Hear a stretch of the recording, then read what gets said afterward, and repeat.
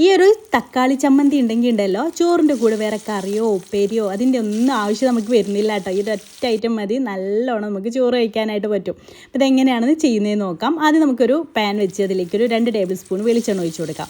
അതിലേക്ക് 3 തക്കാളി നടുക കീറിയിട്ട് ഇതുപോലെ കമിഴ്ത്തി വെച്ച് കൊടുക്കുന്നുണ്ട്. എന്നിട്ട് അതിലേക്ക് കുറച്ച് ഉപ്പ് ചേർത്ത് കൊടുക്കാം. പിന്നെ ഒരു 5-6 അല്ലി വെളുത്തുള്ളി ചേർത്ത് കൊടുക്കാം. എന്നിട്ട് അടച്ചു വെച്ചിട്ട് ഒന്ന് വേവിച്ചെടുക്കാം. ആ ഭാഗം ഒന്ന് വെന്ത് വരുന്ന സമയത്ത് നമുക്ക് തിരിച്ചിട്ട് കൊടുക്കാം. വെളുത്തുള്ളിയും തിരിച്ചിട്ട് കൊടുക്കണം, തക്കാളിയും തിരിച്ചിട്ട് കൊടുക്കണം. തക്കാളി ഞാനൊരു 3-4 പ്രാവശ്യം അങ്ങോട്ടും ഇങ്ങോട്ടും തിരിച്ചിട്ട് കൊടുത്തിട്ടുണ്ട് കേട്ടോ, ശരിക്കൊന്ന് വെന്ത് കിട്ടാൻ വേണ്ടിയിട്ട്. തക്കാളി വെന്ത് വരുന്ന സമയത്ത് തന്നെ അതിൻ്റെ ആ ഒരു തൊലി അതിൽ നിന്ന് ഇങ്ങനെ അടർന്നു പോരും കേട്ടോ. അപ്പോൾ അതിൻ്റെ തൊലി നമുക്ക് ആവശ്യമില്ല. അപ്പോൾ തൊലി നമുക്ക് അതിൽ നിന്ന് ഒഴിവാക്കിയെടുക്കണം കേട്ടോ.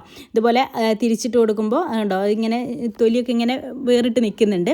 ആ തൊലി നമുക്ക് അതിൽ നിന്ന് ഊരിയെടുക്കാം. തൊലിയൊക്കെ അതിൽ നിന്ന് എടുത്തതിന് ശേഷം ഒരു മാഷർ ഉപയോഗിച്ചിട്ട് നന്നായിട്ട് തന്നെ ഉടച്ചെടുക്കാം കേട്ടോ. എല്ലാം നന്നായിട്ട് തന്നെ ഉടഞ്ഞു വരണം. വെളുത്തുള്ളിയും തക്കാളിയും ഒക്കെ നന്നായിട്ട് തന്നെ ഉടഞ്ഞു വരണം. അപ്പോൾ നന്നായിട്ട് തന്നെ ഞാനിതുപോലെ ഒന്ന് ഉടച്ചെടുക്കുന്നുണ്ട്. അതിനുശേഷം നമുക്കതിലേക്ക് എരിവിന് ആവശ്യമായിട്ടുള്ള മുളക് പൊടി, ഞാൻ ഇവിടെ 1 ടീസ്പൂൺ മുളക് പൊടി ചേർത്ത് കൊടുത്തിട്ടുണ്ട്. പിന്നെ ഉപ്പ് നോക്കിയിട്ട് വേണം ഉപ്പ് ചേർത്ത് കൊടുക്കാൻ വേണ്ടിയിട്ട് കേട്ടോ. നേരത്തെ നമ്മൾ കുറച്ച് ചേർത്ത് കൊടുത്തിട്ടുണ്ടായിരുന്നല്ലോ. പിന്നെ സവാളയുടെ 1ന്റെ പകുതി ഞാൻ ചേർത്ത് കൊടുത്തിട്ടുണ്ട്. പിന്നെ ഒരു പച്ചമുളക് വട്ടത്തിലരിഞ്ഞതും ചേർത്ത് കൊടുക്കുന്നുണ്ട് കേട്ടോ. സവാളയൊന്നും ഒരുപാട് വഴന്ന് വരേണ്ട ആവശ്യമൊന്നുമില്ല കേട്ടോ. ആ ഒരു മുളക് പൊടിയുടെ പച്ചമണം മാത്രം ഒന്ന് മാറി കിട്ടിയാൽ മതി.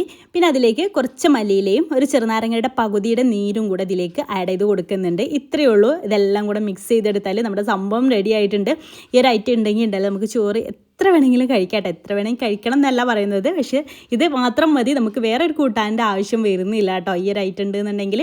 അപ്പോൾ ഇത് ഇഷ്ടമായിട്ടുണ്ടെങ്കിൽ ട്രൈ ചെയ്ത് നോക്കാം. അതൊരു മസ്റ്റായിട്ടൊന്ന് ട്രൈ ചെയ്ത് നോക്കാം. ട്രൈ ചെയ്തിട്ട് ഫീഡ്ബാക്ക് അറിയിക്കാൻ മറക്കല്ലേ. ഇൻഷാ അല്ലാഹ് പുതിയൊരു നല്ല റെസിപ്പിയായിട്ട് നമുക്ക് വീണ്ടും കാണാം. അതുവരേക്കും ബൈ. Thank you.